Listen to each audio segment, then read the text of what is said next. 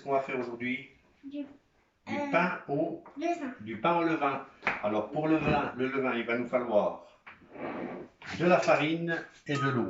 Alors c'est très simple, par contre prévoyez à peu près 4 jours, 4 à 5 jours pour préparer votre levain de manière à qu'il soit vraiment efficace au moment de faire votre pain. Il va falloir prendre 200 g de farine, alors je vous conseille de prendre de la farine d'épeautre, 200 g et 200 g d'eau. Il suffit simplement de mettre les 200 g d'eau dans la farine. Je vais mélanger. Et de mélanger, vas-y Lilou, c'est Lilou qui mélange. Donc de bien mélanger vos 200 g de farine avec vos 200 g d'eau. Voilà. Pour obtenir une pâte qui soit lisse. Voilà, donc Lilou est très motivé aujourd'hui.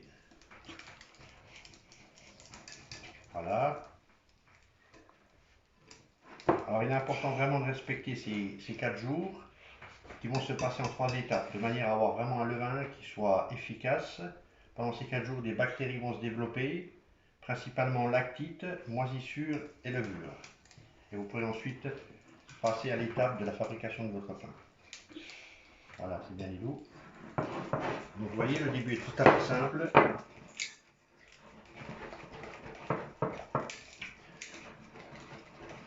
Une fois que votre mélange est fait, il est important de corner les tours pour ne pas que ça croûte.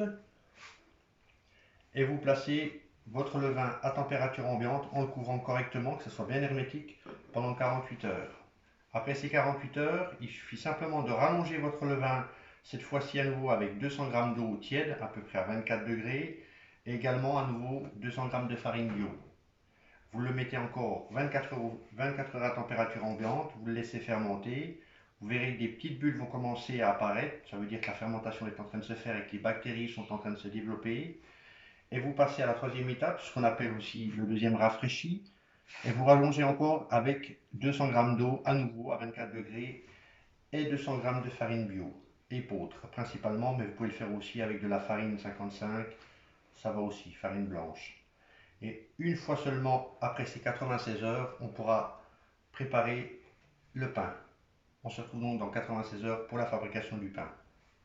Alors on se retrouve pour notre fabrication de pain au levain. Vous pouvez voir que notre levain donc, est prêt à l'emploi. Au bout de 96 heures, je vous rappelle les 3 étapes. Première étape, 200 g de farine épeautre bio si possible. La farine type 55 va également très bien. Avec 200 g d'eau que vous mélangez et que vous placez à température ambiante dans un récipient bien hermétique pendant 48 heures. Au bout des 48 heures, vous rallongez avec 200 g d'eau à 24 degrés environ. Et également encore 200 g de farine épeautre que vous mélangez à nouveau et que vous laissez à nouveau 24 heures à température ambiante. Ce qu'on appelle le premier rafraîchi. Et au bout de 24 heures, vous reprenez la même quantité, 200 g d'eau et 200 g de farine que vous remélangez à nouveau avec et que vous laissez à nouveau 24 heures à température ambiante pour le deuxième rafraîchi. Et vous verrez qu'au bout de ces 96 heures, votre levain commencera à buller, ça veut dire que les bactéries commenceront à se développer, c'est-à-dire moisissure, levure et bactéries lactites. On va pouvoir passer à l'étape de notre fabrication du pain. Pour cette fabrication, il va nous falloir 500 g de farine de type 55, 260 g d'eau, 12 g de sel, et donc vous prenez dans votre levain que vous avez préparé à l'avance 250 g de levain. Il faut compter à peu près la moitié de levain par rapport à la quantité de farine. Donc pour commencer, vous mettez la farine dans une cuve, dans un récipient. Vas-y Lilou. Voilà. Avec l'eau. Donc 260 g d'eau. Et vous pétrissez en première vitesse pendant environ 6 à 7 minutes.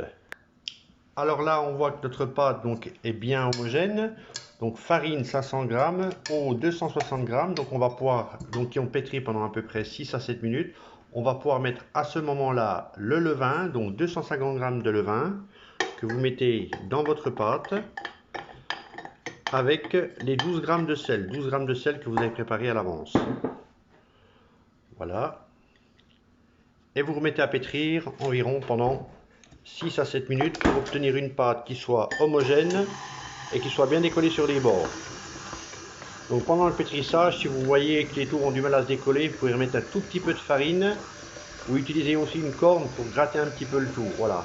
Donc ce qui est important, c'est vraiment de laisser pétrir la pâte pendant ces 6-7 minutes, vraiment à obtenir une pâte qui soit bien pétrie, bien lisse. Et après, on passe à l'étape suivante.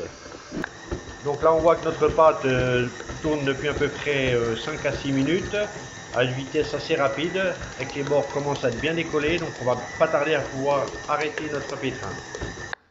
Alors on peut voir que notre pétrissage est terminé. Donc il faut compter à peu près une quinzaine de minutes de pétrissage au total.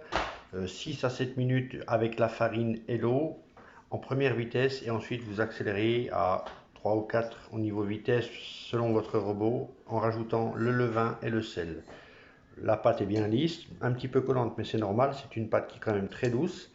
Et là il vous suffit simplement de placer cette pâte dans un récipient ou dans une bassine que vous couvrez avec un torchon et on va la laisser reposer pendant environ 2 heures, ce qu'on appelle le piquage. Et ensuite on passera à l'étape du façonnage. Au moment du rabat, c'est-à-dire au moment de mettre la pâte à reposer pendant les 2 heures, n'hésitez pas à faire un premier rabat. Donc il suffit simplement de ramener la pâte au milieu, de la replier, de manière à que votre pâte prenne de la force. Et vous recommencez le même mouvement au bout de 3/4 d'heure à peu près. Vous faites la même chose, vous rabattez votre pâte et vous la recouvrez à nouveau. Et tout ça pour un total de 2 heures. Alors voilà, notre pâte s'est reposée pendant 1h30 à 2 heures. Donc là, on peut voir que la pâte a à peu près doublé de volume. Donc maintenant, on va passer au façonnage. Donc il suffit simplement de replier la pâte en ramenant les bords vers le milieu. Utilisez un peu de farine, hein, si ça colle un petit peu. Et vous allez faire des demi-cercles de manière toujours en poussant avec les doigts vers le milieu en dessous à faire une boule. Voilà, maintenant que notre pain est façonné, vous le mettez dans une corbeille avec un torchon ou un récipient si vous n'en avez pas. Vous farinez un petit peu dessus et vous le couvrez. Et là, donc, on va passer à l'étape de pousse où on va laisser le pain à peu près 1h30 pousser avant de le mettre au four. Donc on se retrouve tout à l'heure pour la mise au four du pain. Voilà, on se retrouve après 1h30 de pousse. Donc là, on peut voir que notre pain a à peu près triplé de volume par rapport du gros pâton après le pétrissage. Donc là, c'est le moment de le mettre au four. Donc le but, c'est pas d'avoir un pain qui soit énorme. Il faut compter à peu près 2 fois et demi à 3 fois le volume. Donc là, vous aurez préchauffé un four à 220 degrés.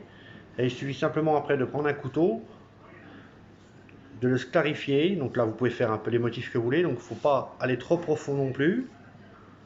Et vous enfournez votre pain pendant 40 minutes à 50 minutes selon votre four pour la cuisson. Et on se retrouve juste après pour la sortie du four. Voilà, on arrive au terme de notre pain au levain. On va pouvoir le couper pour voir l'intérieur. J'espère que cette recette vous aura plu.